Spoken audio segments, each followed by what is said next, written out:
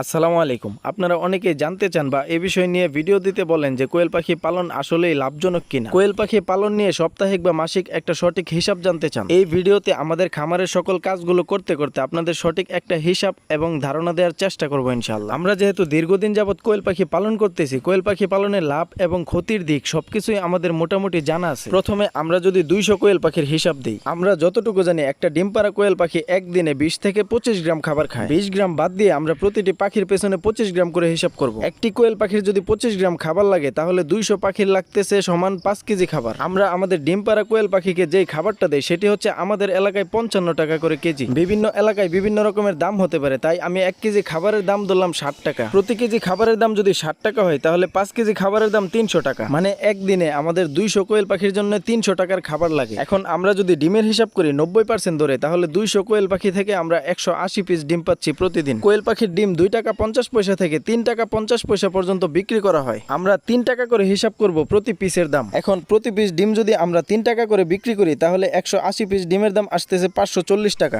এখানে 540 টাকার মধ্যে যে 40 টাকা বাড়তি আছে সেটা আমরা ঔষধ এবং অন্যান্য খরচ হিসাবে ধরে নিলাম। এখানে আমাদের একদিনের খরচ 300 টাকার খাবার এবং 40 টাকা ঔষধ, মোট 340 টাকা। আমাদের ডিম বিক্রি হচ্ছে একদিনে 540 টাকা। 540 থেকে 340 টাকা মাইনাস করলে আমাদের একদিনের প্রফিট থাকতেছে 200 টাকা। 200 পিস কোয়েল পাখি পালনে আমাদের যদি প্রতিদিন 200 টাকা লাভ থাকে তাহলে 30 দিনে আমাদের লাভ থাকতেছে 6000 টাকা। এখন আমি যেভাবে হিসেব করছি এখানে লাভের পরিমাণ 6000 থেকে বেশি হতে পারে, কিন্তু কম হওয়ার কোনো সুযোগ নেই, কারণ আমি সবকিছু বেশি বেশি ধরেই হিসেব করছি। যাই হোক, এখন 200 পিস কোয়েল পাখি পালন করে যদি প্রতি মাসে 6000 টাকা প্রফিট থাকে তাহলে আপনারা নিজেরাই হিসেব করে দেখেন যে কত পিস কোয়েল পাখি পালন করে কত টাকা প্রফিট হতে পারে। এখন আমার এই হিসেব দেখার পরে আপনারা যে কেউ হুট করেই বেশি পরিমাণে কোয়েল পাখি নিয়ে খামার শুরু করার চিন্তা করবেন না, এবং লস হওয়ার পরে আমাকে দোষারোপ করেন না, কারণ আমি যেটা সত্যি সেটাই বলার চেষ্টা করছি আপনাদের। আগে ছোট পরিসরে শুরু করেন, তারপর ভালো করে শিখেন, বুঝেন, তারপরে যদি মনে করেন যে আপনাকে দিয়ে কোয়েল পাখি পালন করা সম্ভব তাহলে খামার বড় করতে পারবেন যে কোনো সময়। যাই হোক, সবাই ভালো থাকবেন, আমাদের জন্য দোয়া করবেন। আসসালামু আলাইকুম।